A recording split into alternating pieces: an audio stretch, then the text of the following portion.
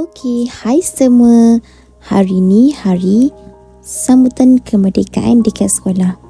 So, apa kata hari ni kita borak sikit tentang apa yang dimaksudkan dengan kemerdekaan.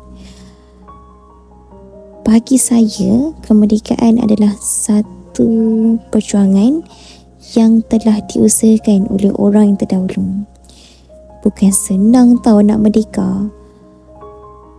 Pejuang kita yang lahir pada waktu dulu berjuang berhabis-habisan demi mempertahankan negara.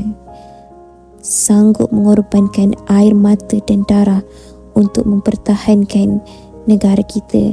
Dan akhirnya, berkat daripada perjuangan mereka, dapatlah kita menikmati kemerdekaan pada hari ini.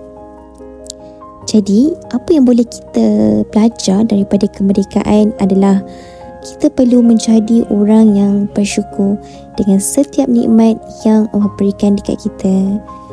Kita juga kena jadi rakyat Malaysia yang sentiasa sayangkan negara kita. Kalau kita tak sayangkan negara kita, siapa lagi nak sayangkan negara kan?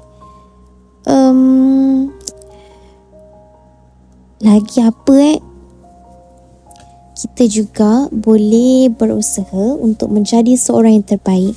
Bila kita jadi seorang yang terbaik, kita akan menjadi orang yang bermanfaat kepada orang lain.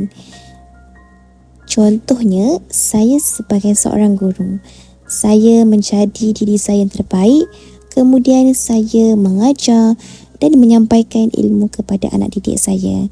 Kemudian anak didik saya menerima ilmu tersebut dan mereka jadi orang yang berjaya. Serta kejayaan mereka itu akan mengharumkan nama mereka dan juga nama keluarga, nama bangsa dan nama negara. Nampak kecil kan peranan cikgu? Tapi tak, sebenarnya besar sangat peranan cikgu ni dalam mendidik anak bangsa.